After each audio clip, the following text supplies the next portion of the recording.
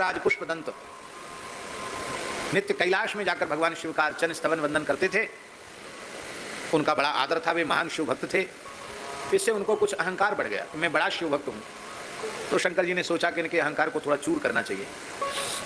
तो शंकर जी ने नंदीश्वर से कहा कि तुम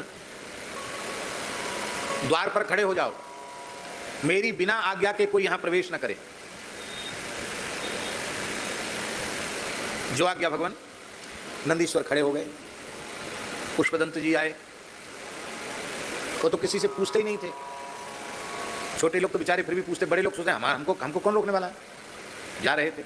नंदीश्वर ने कहा हम क्यों खड़े हैं यहाँ, ठहर जाइए यहीं, मेरे स्वामी की आज्ञा है, बिना उनकी आज्ञा के कोई भीतर प्रवेश नहीं कर सकता। पुष्पदंत जी बोले मुझे नहीं पहचानते अब मैं कौन हूँ।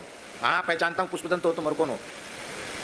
यहाँ बुंदेलखंड में कहते तुम कौन, बलदेवगढ़ की तोप आओ, कहते ना। आप कहते कि नहीं कहते, कहते पुराने। तुम कोई तोप हो, पहचानते तुमको, पुष्पदंत हो तुम। अच्छा, अरे मैं महान शिव भक्त हूँ। हाँ ये भी जानते हैं कि तुम भी शिव जी के भक्त हो, पर कैसे शिव भक्त हो जो शिवाज्ञा नहीं मानते हो। शिवाज्ञा है कोई न जाने पावे। उन्होंने कहा कोई में मैं नहीं हूं। नहीं तुम हो चाहे न हो, मैं तो नहीं जाने दूंगा कि तुम मुझे भूल रहे हो। मैं वह पुष्पदंत हूं जिसके द्वारा गाया गया शिव महिम्न स्तोत्र सभी शैव उसका श्रद्धा पूर्वक पाठ करते हैं। महिम्नो ना परास्तुति, शिव महिम्न से बढ़कर भगवान शिव की कोई स्तुति नहीं। अच्छा, इस शिव महिम्न के रचयिता तुम हो और कौन है। इतना सुनते ही नंदीश्वर खिलखिलाकर हंसे। जैसे ही हंसे तो हंसने में उनके दांत चमके और उनकी प्रत्येक दंत पंक्ति पर शिव महिम्न स्तोत्र अंकित था। महिम्नः पारन्ते परम विदुषो यज्ञ सदृशी इत्यादि प्रकार से पूरा का पूरा शिव महिम्न स्तोत्र अंकित था।